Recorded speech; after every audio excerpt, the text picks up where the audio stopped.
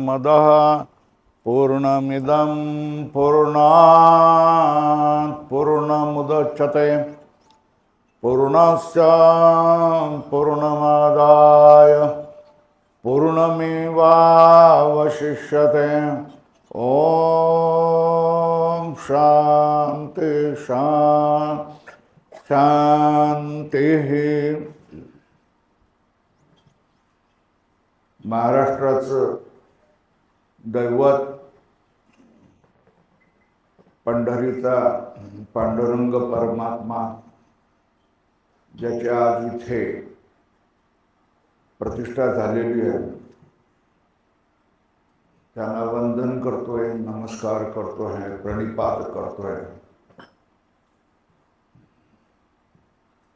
त्यांच्या प्रचारासाठी महाराष्ट्रामध्ये पुंडलिकापासून ज्ञानेश्वरापासून ही सगळी आजपर्यंत संत मंडळी झालेली आहेत, ज्यांनी भागवत धर्म आणि महाराष्ट्र धर्माचा प्रसार केलेला आहे। आसपासच्या भागातले मामा मोळवणकर, आणखी इथे जे बसवलेत कोण काय मोतेराम महाराज, आणखी आजूबाजूची जी संत मंडळी ज्यांनी ह्या गंगेच्या थडीच्या प्रदेशाला पवित्र देश बनवून टाकलेला आहे आणि त्यांच्या स्मृती तुम्ही लोक जागवत आहात। त्या संत मंडळींनाही नमस्कार करतोय। इथे आलेले सगळे साधू संत, संप्रदायाचे कीर्तनकार महाराज यांनाही वंदन करतोय। इथे समोर जी जमलेली भजने मंडळी असतील, भाविक मंडळी असतील, त्यांनाही मी नमस्कार करतोय। इथे जी मुद्दाम खास करून जे राजकीय मंडळी किंवा समाजामध्ये समाजकार्य करणारी मंडळी ही आलेली असतील, त्यांनाही मी नमस्कार करतोय। आपणाला समोरच्या माणसाच्या नावाची ओळख असली पाहिजे अशातली काय जरुरी नाही। धार्मिक कार्यासाठी जी कोणी मंडळी येतात ती भाविक मंडळी असतात, सांप्रदायिक मंडळी असतात आणि तेच आपले सोयरे असतात, तेच आपले बांधव असतात। तेव्हा त्या सगळ्यांनाच राजकीय क्षेत्रामधली, सामाजिक क्षेत्रामधली गुणवंत मंडळी आणि शेवटी सगळ्याच कार्यक्रमांना आपल्या उपस्थितीने आणि प्रेमाने, निष्ठेने शोभा आणणाऱ्या माय माऊल्या, त्यांनाही मी नमस्कार करतोय। मी कोणी कीर्तनकार किंवा प्रवचनकार नाही आहे, हे पहिल्यांदा मी आपणाला स्पष्ट करून सांगतो। कीर्तनकार मंडळी जोलकर नानाने 5 मिनिटं भाषण केलं, पण कमीत कमी 15 प्रमाणं दिलेली असतील। आता 80व्या वर्षामध्ये काय प्रमाण पाठ करत बसायची का सांगा मला। तेव्हा ज्या तऱ्हेने कीर्तनकार आणि प्रवचन आणि कीर्तन करतात, ज्याची आपल्याला सवय झालेली असते, त्याच्यापेक्षा वेगळ्या प्रकाराने कोणी बोलला तर ते आपणाला आवडत नाही। जाणकार मंडळी म्हणतात जोलकर नानाने याला मोठा माणूस म्हणून मानलाय, पण एक पण प्रमाण देता येत नाही आणि बोलताही येत नाही। तेव्हा मला बोलता येत नाही हे माझं भूषण का दूषण जाणकार मंडळीच्या दृष्टीने दूषण आहे, बोलता येत नाही म्हणून, पण मी समजतोय ते भूषण आहे. कशासाठी आहे? मी एक व्रत अंगीकारलेलं आहे. भगवंताने मला एक आपली सेवा दिलेली आहे की तू वेदांत समजावत जा, वेदांताचे साधक तयार करत जा. बाकी काही नाही केलं तरी हरकत नाही. ज्ञानेश्वर माऊलीने आम्हाला सांगितलेलं आहे, आदेश दिलेला आहे, आज्ञा केलेली आहे. पुरुषार्थ सिद्धी चौथी घेऊन या आपुल्या हाती, रिगाला भक्तिपंथी जगा देतो. ज्ञानेश्वर माऊलीचा आम्हाला आज्ञा आहे, तुम्ही मुक्त झालात तर बर्फामध्ये जाऊन बसू नका, गुहेत जाऊन बसू नका, गंगाच्या किनारे जाऊन बसू नका, आणि गंगेत बुडून मरू नका, बर्फाने जाऊन मरू नका. तर जिथे सामान्य लोक जगतात राहतात त्या सामान्य लोकांमध्ये या, आणि तिथे भक्तीचा पंथ असेल. तुम्ही जरी संन्यासी असलात, शंकराचे भक्त असलात, तरी महाराष्ट्रासारख्या प्रांतामध्ये विठ्ठल संप्रदाय आहे, भागवत संप्रदाय आहे, वैष्णव संप्रदाय आहे, त्याच्यामध्ये तुम्ही घुसा, रिगा, आणि काय करा, तिथेही तू वेदांताचं सगळ्यांना अनुकूल करून घेऊन तू वेदांताचाच प्रचार करत राहा. हे आम्हाला ज्ञानेश्वर माऊलींनी समजावून सांगितलेलं आहे, नव्या आज्ञा केलेली आहे. त्याप्रमाणे आम्ही काय करतो, वेदांताचाच प्रचार करतो, वेदांताचं शिक्षण देतो, त्यासाठी संस्कृत भाषा शिकवतो, त्याच्यासाठी भारतीय दर्शन आणि तत्त्वज्ञान हे शिकवतो. माझी मुलं मोठी होतात, ती अगोदरच कीर्तनकार असतात, कीर्तनही करतात, दोन्ही संत वाङ्मयाचाही अभ्यास होतो त्यांचा, आणि वेदांताईचाही अभ्यास होतो. 12 वर्ष, 4 वर्ष संस्थेमध्ये, 5-6 वर्ष माझ्यामध्ये असे राहून 8, 10, 12 वर्षापर्यंत हे भाऊ आहेत ना त्या ठिकाणी, उद्धव महाराज आहेत, यांनी जवळजवळ 12 वर्ष काढलेली आहेत, परमार्थामध्ये काढलेली आहेत. आणि ही माझ्यासारखीच बनून जातात. मुख्य म्हणजे भक्ती, ज्ञान, वैराग्य आणि तपस्या ह्या गोष्टी असल्या पाहिजेत. अंतरंग वृत्ती तुमच्यामध्ये असली पाहिजे. अंतरंग वृत्ती तुमच्यामध्ये नसेल तर तुम्ही जगामध्ये काहीही करू शकत नाही. त्याग आणि तपस्या जर तुमच्यामध्ये नसेल तर तुम्ही देवालाही प्रिय होत नाही आणि लोकांनाही प्रिय होत नाही. परमार्थामध्येही तुम्हाला किंमत नसते आणि लोकांमध्ये पण तुम्हाला किंमत नसते. तुम्हाला दिसत असतील लोक 3-3, 4-4 लाखाची गर्दी जमावणारे आणि तेवढेच लाख थोड्याशा कथेसाठी पैसे घेणारे लोक तुम्हाला मिळत असतील. ती गर्दी आणि ते पैसे त्यांना लखलाभ हो. आमचा मार्ग वेगळा आहे. आमचा मार्ग हा मुक्तीचा मार्ग आहे. स्वतः मुक्त व्हा आणि जगालाही मुक्तीचा संदेश द्या. मुक्त व्हायचं असेल तर बंधन कशाचं आहे हे तुम्हाला कळलं पाहिजे. त्याच्यामुळे बंधन काय, बंधनाचं स्वरूप काय, जो संत असतो तो तुम्हाला, जो संत सगळेच लावतात, उपाधी लावतात, पण जो म्हणावा लागतं की जो खरा संत असतो तो तुम्हाला संसारामध्ये लावत नाही, तर संसारापासून दूर करतो. हे संसार काय खरं नाही, तुझं कल्याण करणारं नाही, तू संसारात पडलाय, न समजता पडलेला आहे, तरी पण आता जागृत हो आणि परमार्थामध्ये लाग, हे खरा संत सांगत असतात.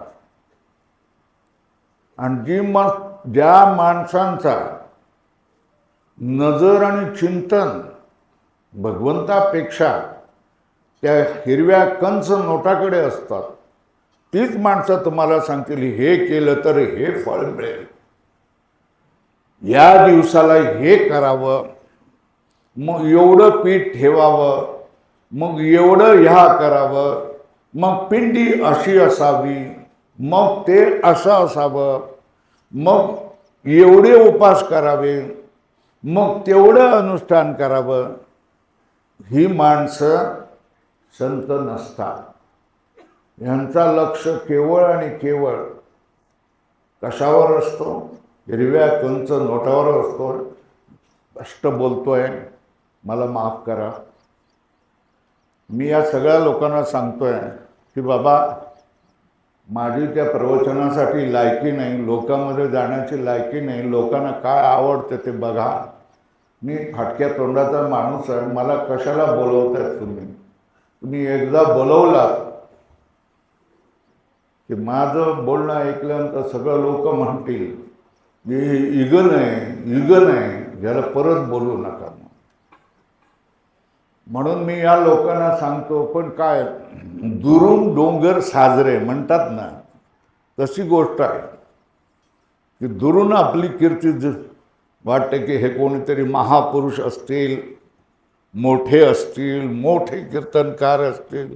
माझ्या पाठीमागे सुद्धा एक शरीर आम्हाला जड झालेलं आहे, पण त्या पत्रिकेमध्ये किती पदव्या ह्यानीच लावलेल्या असतात बरं का, मी नाही लावलेल्या, मी लावत नाही. परमहंस, परिव्राजकाचार्य, यतींद्र कुलतिलक वगैरे वगैरे वगैरे काही पदव्या हे लावत असतात. हेच बरं का, हीच मंडळी लावत असतात. आम्ही लावत नाही, कारण आम्हाला हे एकच पदवी मनुष्य म्हणून ही सुद्धा जड झालेली आहे. पदवी कुठली लावायची? विनोदाचार्य म्हणून. काय पदव्या काय आजकालचे? कोण? विनोदाचार्य. ही काय पदवी आहे? पण लावतात ना पदव्या, लावतात. बरोबर आहे ना. तुकाराम महाराजांनी ढोलकर नाना कुठली पदवी घ्यायची, आयुष्याचं सगळं साधन करून कुठली पदवी घ्यायची सांगितलंय? आयुष्याच्या साधने सच्चिदानंद पदवी घेणे, ही एकच गोष्ट सांगितलेली आहे ना. मग ती पदवी आम्ही घेण्यासाठी आयुष्य पणाला लावलेलं आहे. काय करताय? कुठली? सत चित आनंद मी आहे, ही स्वतःला पदवी लावण्यासाठी आम्ही आमचं जीवन काय केलेलं आहे? परमेश्वराला अर्पण केलेलं आहे, आणि ते त्याचाच आम्ही प्रचार करतो. लोकांना आवडो न आवडो, आम्हाला त्याच्याशी काय घेणं नाही. परमेश्वराला काय आवडतं त्याचीच आम्ही चिंता करतो. व्यवहारामध्ये आवडण्यासाठी गोड बोलावं लागतं. व्यवहारामध्ये आणण्यासाठी जो स्तुतीच्या लायकीचा नाही त्याचीही स्तुती करावी लागते, त्यालाही मोठं मानवावं लागतं. व्यवहारामध्ये लावण्यासाठी लोकांना विनोद करावा लागतो. व्यवहारामध्ये तुम्ही लोकप्रिय होण्यासाठी लोकांना हसवावं लागतं, खिदळावं लागतं. हो, कीर्तन प्रवचन ही काय हसवण्यासाठी असतात का? एक करतो त्याच्या पाठीमागे माणसं येतात, गर्दी करतात,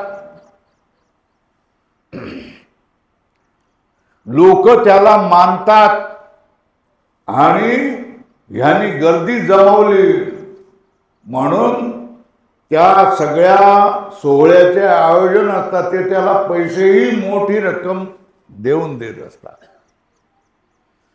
तर मग काय खऱ्या संतांनी देखील असल्याच प्रकाराने करावं का काम? नाही करत. आम्ही मुक्त झालो, तुम्हीही मुक्त झाले पाहिजे. सगळे संत हे संसारापासून विरक्त होते. म्हणजे त्यांना न कळता सावतामाळ्याचं, तुकाराम महाराजांचं, नामदेव महाराजांचं एवढे 7-8 वर्षांना त्यांची लग्न झालेली असते, बायको होत्या, मुलंही झालेली असतील, पण ते न ज्या वयामध्ये काही कळत नाही त्या वयामध्ये त्यांची लग्न झालेली असतील. पण त्याच्यानंतर त्यांना भगवंताच्या भक्तीची लगन राहिली. त्याच्यामुळे संसारात असून सुद्धा ती माणसं काय होती, विरक्तच होती. आणि ते सगळे संत हे मुक्तच झालेले होते. त्यांना हा 84 लक्ष योनीचा भवसागर त्यांनी तरलात.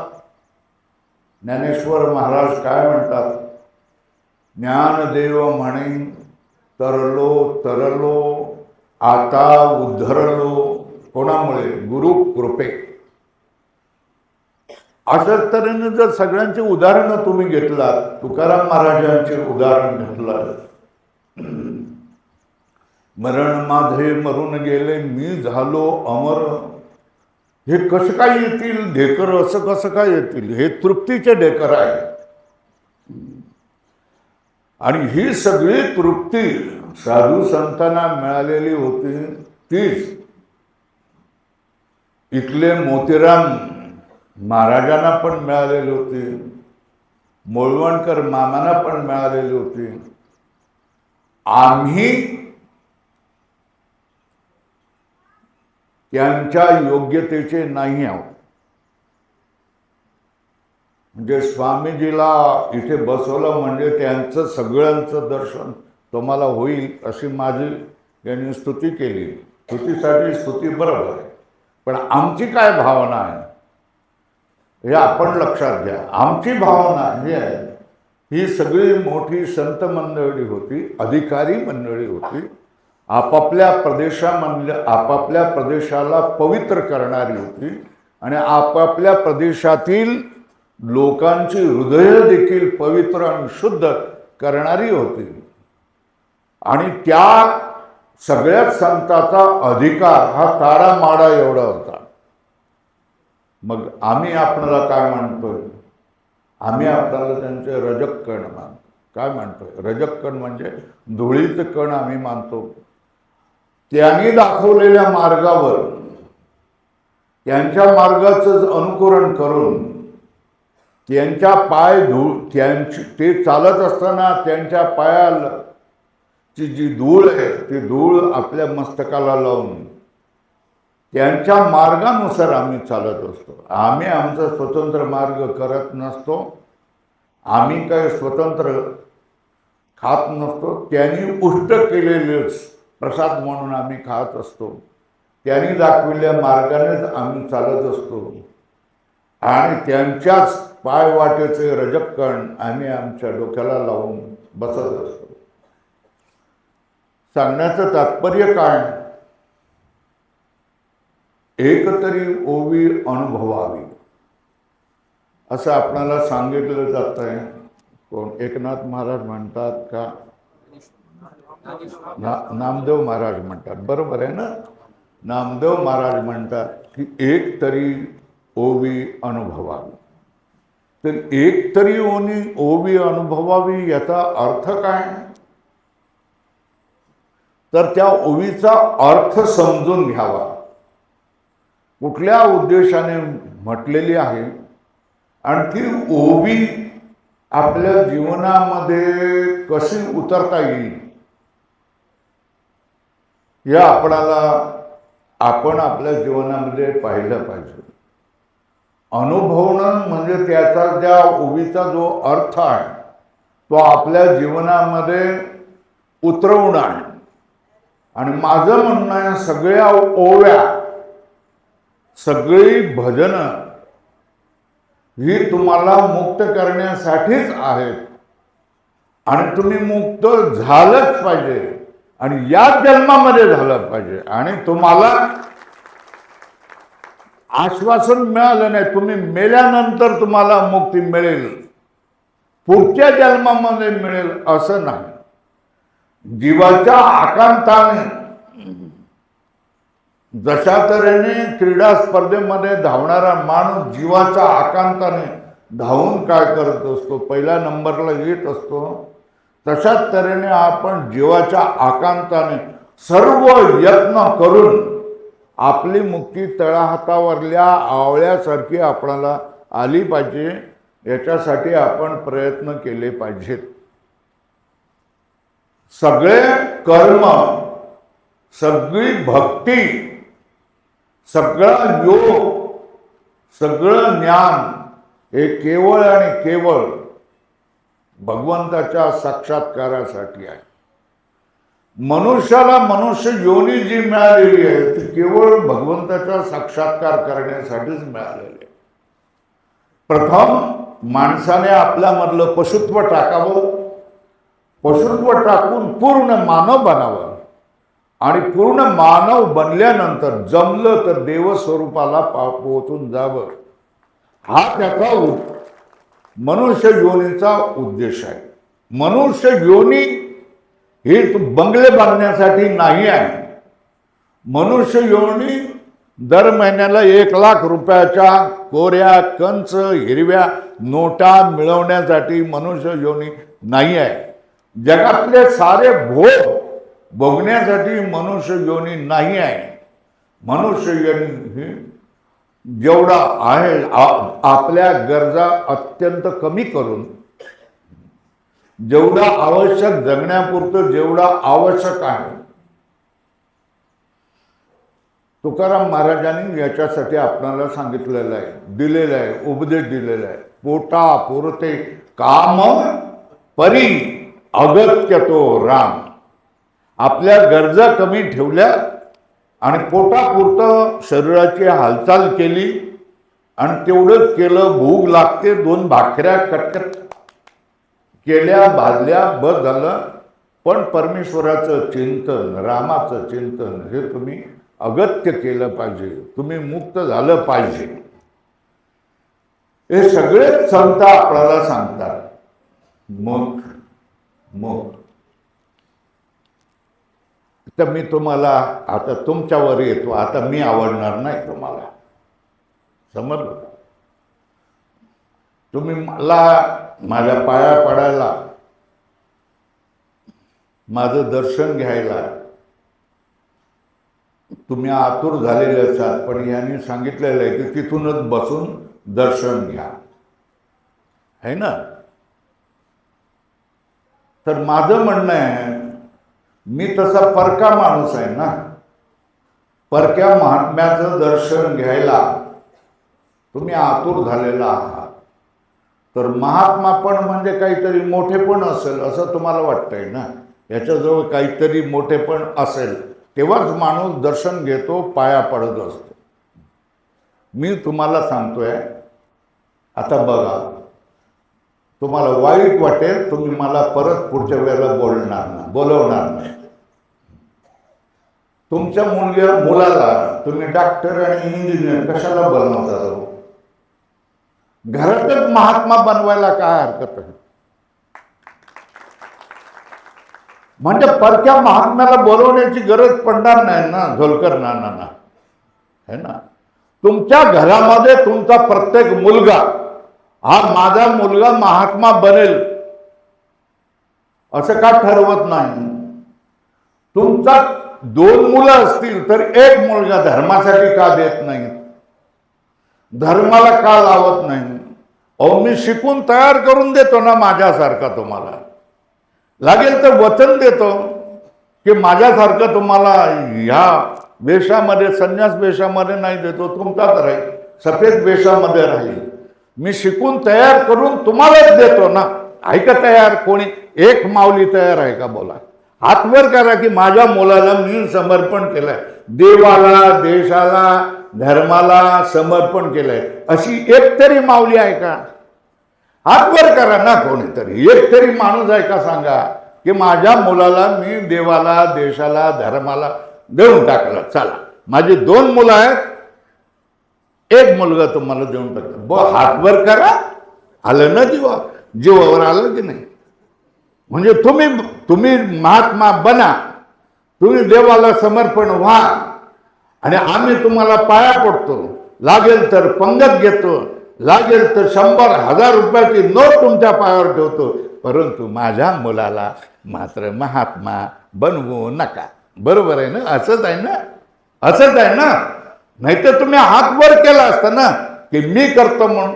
जाऊ द्या, मुलाला नका देऊ तुम्ही. देवासाठी मुलाला देऊ नका. आता बोला, मी भजन केलं, तुम्ही भजन करायला तयार आहेत का? सांगा. आता तुमचं काय असतं, कीर्तन प्रवचन सगळ्याचं मी बघितलंय. ह्या कानाने ऐकायचं आणि ह्या कानाने काय करून द्यायचं, सोडून द्यायचं. ते मडकं असतं ना, ते मडकं असतं ना, ते मडक्यात पाणी कधी राहील? मडक्यात कधी, बोला ना मावल्यानं, बोला, मडक्यात पाणी कधी राहील? कसं ठेवलं तर, कसं ठेवलं तर, उभं ठेवलं तर मडक्यात पाणी राहील ना, आणि उलट ठेवलं तर, उलट ठेवलं तर मडक्यात पाणीच राहत नाही. तर तुमचं म्हणणं सुद्धा तसंच आहे. काय की तुम्ही कितीही बोला, काय करा, कितीही बोला, किती समजावा, किती उदाहरणं द्यावा, किती दृष्टांत सांगा, किती महात्म्याची कथा सांगा, किती सांगा, आमचं अंतःकरणाचं मडकं उलट आहे, त्याच्यावर काही परिणाम होत नाही. बरोबर आहे ना? सप्त्याला किती खर्च होतात? 3-4 लाख रुपये खर्च होतात. बरोबर आहे ना? आणि ते नारळी सप्त्याला तर 25 लाख खर्च करतात. त्या सप्त्याला काय जाहिरात करतात महाराज? सगळ्यांना बालुशाहीचा भंडारा होणार आहे. काय होणार? बालुशाहीचा भंडारा, श्रीखंडाचा भंडारा होणार. महाराज मला सांगा, वैष्णव महात्म्यानो मला सांगा, कीर्तन प्रवचन सप्ताह हे काय बालुशाही खाण्यासाठी असतात काय? श्रीखंड खाण्यासाठी असतं का? पुरणपोळी खाण्यासाठी असतं का? सप्ताहाची घोषणा प्रसिद्धी अशी करायची असते का? अरे आमच्या बाप दादांनी घरच्या मावल्याने आणलेल्या भाकऱ्या सगळ्या गोळा केल्यात आणि इथे भाजी एकत्र सगळ्यांची भाजी करून सप्ते साजरे केलेले बाप दादांनी. जुन्या लोकांना आठवा, म्हातारा ज्या असतील ते बघा. आता राजकारणी माणसं पैसेवाली गबर झालेली आहेत. कशी गबर होतात त्यांचं त्यांना माहिती. मी जेवण देतो आणि मग त्यांनी पैसे खर्च करावे आणि आपण खावं, असंच आहे ना? पण त्या कीर्तनामधून तुम्ही तुमच्या जीवनामध्ये, इथे कोणी तरुण माणसं आहेत का? सांगा, काय करतायत ते तरुण माणसं? काय करतात? मोबाईलवरून आणि मोटरसायकलवरून काय करतात? फिरतायत ना. कुठे कुठे जातात, बघतायत का तुम्ही त्यांच्याकडे? त्यांच्यावर काय संस्कार होत आहेत, काय करतायत, कोणावर प्रेम करतायत, कुठे काय करतायत, बघतायत का तुम्ही? बघत नाही. हे कशामुळे होत आहे? देव परमात्मा याची खरी जाणीवच आपणाला नाही. मी अजूनही तुम्हाला सांगतो, नका देऊ तुम्ही परमात्मा. तुमच्या मुलाला तुम्ही धर्माला देऊ नका. आम्हीच सांभाळतो धर्म, आम्हीच सांभाळतो. याला पाठवलं कुठे? आळंदीला पाठवलं. त्याला कीर्तन प्रवचन यायला लागलं की ताबडतोब त्याच्यामध्ये एक गोरी गोमटी पोरगी आणून त्याच्या गळ्यामध्ये घातली की झालं, त्याचं कल्याण झालं त्याचं. असले तुम्ही हे अशी माणसं पुरुषार्थ करणार आहेत का? काही करू शकणार आहेत का? सामाजिक कामं करू शकणार आहेत का? पुरुषार्थ करणार आहेत का? नाही करणार. जाऊ देत, तेही जाऊ देत. आता मी शेवटला तुम्हाला सांगतो आणि नंतर मी माझं थांबतो. गोदावरी ही पवित्र नदी आहे ना, गंगा ही नदी पवित्र आहे ना. हा हा काशी हे तीर्थक्षेत्र आहे. बरोबर आहे? तर रामचंद्र हा देव आहे, कृष्ण हा देव आहे. मी आता हातापाय जोडून पाय पडून तुम्हाला सांगतो की तुमच्या पोरांची नातरुडांची नावं तरी काशी, गंगा, कावेरी, गोदावरी हे ठेवशाल का? सांगा ना भाऊ, ठेवू असं बोला ना. नाही बोलणार. बरं, रामचंद्र, श्रीकृष्ण, श्रीहरी, हनुमंत, महादेव, शंकर ही नावं तरी तुम्ही ठेवशाल का? नाही, हे पण ठेवायला तयार नाही. अहो, तुमच्या सुना काय करतात बघा ना, लेकी काय ठेवतात. तुम्ही नाव विठ्ठल म्हणून ठेवलं, शाळेत दाखल करताना ते नाव काय देत? अक्षय. आजोबा आजीने नाव ठेवलंय का? विठ्ठल. चांगलं नाव ठेवलंय, जाणवेप्रमाणे ठेवलंय. आणि ती बाई गाय करते तिथे जाऊन अक्षय. म्हणजे हे विठ्ठल नाव तिला पसंत नाही ना. विठ्ठल नाव जुनं आहे, विठ्ठल नाव ग्रामीण आहे, त्याची काय करायचं? किळस येते ना यांना. देवाची नावं ठेवायला, पवित्र नद्यांची नावं ठेवायला, तीर्थक्षेत्रांची नावं ठेवायला मुलांना तुम्हाला लाज वाटते, किळस येते, घृणा येते. मग तुम्हाला काय म्हणायचं? तुम्हाला आशीर्वाद द्यायचा का धिक्कार करायचा तुमचा? सांगा मला. ठीक आहे, जाऊ द्यात, हे पण जाऊ द्यात. अरे पण आईला आई तरी म्हणायला शिकवशाल की नाही शिकवशाल? बाबाला बाबा म्हणायला तरी शिकवशाल की नाही? काकाला काका म्हणून म्हणायला शिकवशाल की नाही? काकीला काकी तरी म्हणायला शिकवशाल का नाही? काय नावं ठेवतात? काय लावली आहे सवय? मला मम्मी म्हण.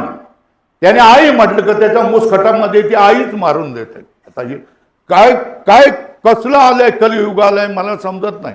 अहो, तुम्ही सगळ्यांनी सांगा ना, मला आई आहे, मला आई म्हण. मी तुझा बाबा आहे, वडील आहे, मला बाबा म्हण. हे पप्पा पप्पा काय लावलंय तू?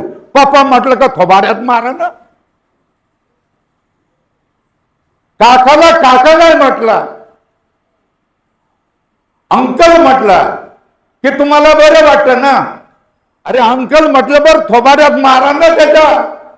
आपली संस्कृती काय करतात? ही सगळी नवी मंडळी, इंग्रजी शिकलेली मंडळी आपली संस्कृती गोदावरीमध्ये बुडवून टाकतायत. काही वाटत नाही तुम्हाला? काही वाटत नाही तुम्हाला? बघत राहतात. त्या पोराने इंग्रजी गाणं म्हटलं का आनंद वाटतोय. अरे हरिपाठाचं एक अभंग शिकवा ना त्याला, भगवद्गीतेचा एक श्लोक शिकवा ना त्याला, तो म्हणून दाखवायला सांगा ना. पण श्लोक म्हटला की हे काय ते देवाचं आहे. शिकलेली माणसं जास्तीत जास्त नास्तिक बांधतायत आणि उरलेले कोण आहेत? टेकू, अंगठे बादर, हे फक्त ऐकणारी मंडळी. या कानात ऐकायचं, या कानात सोडून द्यायचं. कारण घरी सून काय करते? छळते, त्रास देते. तर बघ तेवढं की ह्या ठिकाणी काय बरं वाटतंय म्हणून. अजून मी सांगतोय, आता ठेवशाल का एवढी तरी आपल्या मुलांची, नातरुडांची नावं तुम्ही ठेवशाल का? रामकृष्ण, श्रीकृष्ण, श्रीहरी, हनुमंत, शंकर, रुद्र ही नावं ठेवाल का? नर्मदा, गंगा, यमुना, कावेरी, गोदावरी ही मुलींची नावं ठेवाल का? गंगा हे नाव तुमच्या मुलींचं, तुमच्या नातरुणांचं ठेवाल का? नाही ठेवणार. ठेवायचा निर्णय करा. हो, ठेवायचा निर्णय करा. त्या पोरांना शिकवा. ही आपली धर्माची नावं आहेत, ही ठेवा. तुम्ही ही उलटी सुलटी कुठली नावं ठेवतात? जाताना आता शेवटला तुम्हाला सांगतोय, आता एवढं तरी कराल का? घरामध्ये तुम्हाला तुमची सून विचारत नाही, तुम्हाला म्हाताऱ्या माणसाला किंमत नाही. तर किंमत मिळायची असेल तर एक मार्ग तुम्हाला सांगतोय. तिथे कुठेतरी देवळं असतील किंवा कुठे तीर्थक्षेत्र असेल त्या ठिकाणी जाऊन एक माळ आणा. 108 मण्याची तुळशी माळ आणा. एखादा डबा आणा. त्या डब्यामध्ये एखादी छोटीशी विठ्ठल रखुमाईची मूर्ती आणा आणि ती मूर्ती आणून रोज तुम्ही पूजा करा आणि रोज तुम्ही जप करायला लागा. बरं रामकृष्ण हरी, रामकृष्ण हरी, रामकृष्ण हरी, रामकृष्ण हरी जप करायला लागा बरं. 1 कोटी जप करा. मी इथे येऊन तुमचा सत्कार करायला तयार आहे, आहेर द्यायला तयार आहे. तुम्ही मला काही देऊ नका, माझ्या खर्चाने मी येतो. आणि मला 100 जणी दाखवा की या 100 जणांनी काय केलंय, जप केलेलं आहे, हे मला दाखवून द्या. ओबी अभंग जगणं म्हणजे काय असतं हे तुम्हाला समजतंय का? ही 16वरची पोळी आहे. या 16वरच्या पोळीवर आम्ही काय करत असतो, जगत असतो. तुम्ही याच्यापैकी एक तरी भाग करून आहे का कोणी? 100 जणी मला असं सांगू शकतात का, स्वामीजी एवढं बाकीचं काय जमणार नाही, पण एवढं माझ्या पुरतं मला जमेल. जमत असेल तर हात वर करा की आम्ही 1 कोटी जप मरायच्या अगोदरपर्यंत 1 कोटी जप करणार, असं 100 जणींनी हात वर करून सांगा. एवढं तरी करा, तर मी आल्याचा काहीतरी उपयोग आहे. मी पाकिटासाठी आलेलो नाही, ह्यांच्याकडून पैसे घेऊन मी जाणार नाही. मी अगोदर येताना सांगितलं की माझा सत्कार देखील करायचा नाही, माझा पैसे सुद्धा द्यायचे नाही. मी येतोय धर्मासाठी. ड्रायव्हर पण मिळून जातोय. ज्यांनी एवढी मोठी मोठी माणसं आहेत, ज्यांचे काय करतं मठ कोटी कोटी रुपयाचे आहेत, आजूबाजूला जाण्यासाठी त्यांना वाहन मिळत नाही. आश्चर्य वाटतंय मला. एका कीर्तनाचे 10,000, 20, 25, 50, 1,00,000 किती किती घेत असतील हे त्यांना माहिती.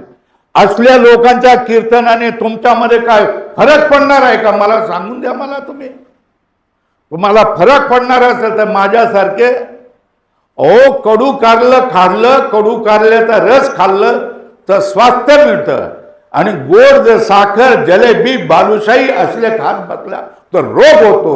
हे सगळं आपल्याला व्यवहाराने माहिती आहे.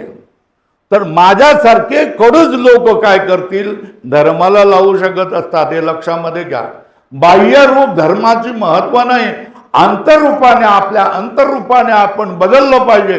त्या भगवंताला सामोरं गेलं पाहिजे, भगवत स्वरूप झालं पाहिजे. आणि हेच सगळ्यांचं काय तात्पर्य आहे. परत एकदा मला सांगा, माझ्या एवढ्या भाषणाने किती जणांच्या हृदयामध्ये परिवर्तन झालंय? किती जणी किंवा किती जण सांगतोय की मी व्यवसायाला कामाला जाण्याच्या अगोदर सकाळी निदान 100 10 माळा 20 माळा तरी जप करेन, 10 ओव्या तरी काय करेन, ज्ञानेश्वरीच्या म्हणेन. रात्रीच्या वेळा मी सगळं काम करून आल्यानंतर 5 अभंग तरी वाचीन. असं किती जण बोलायला तयार आहेत? हात वर करा.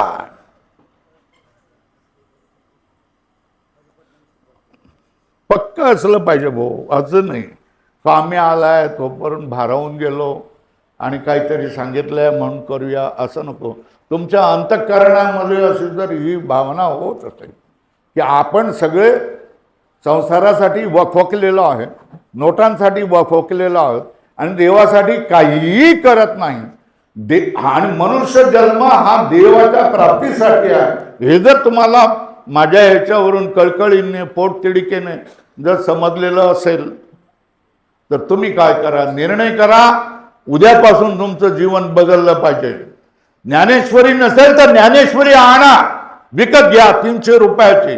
किती जीवनामध्ये किती रुपयाला चुना लागत असेल याचा विचार करा.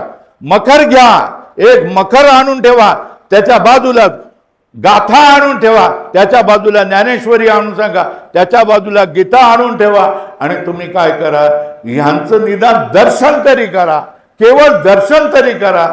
एवढंच मी तुम्हाला विनंती करतो. आणखी ह्याच्यापेक्षा मी काय सांगू. तुम्ही तुमचं जीवन परिवर्तन करा, बदलून टाका. ह्या घृणास्पद सांसारिक जीवनामध्ये तुम्ही जगू नका. परमार्थाला लागा, तुम्ही परमार्थाला लागा. देव घ्या कोणी, देव घ्या कोणी.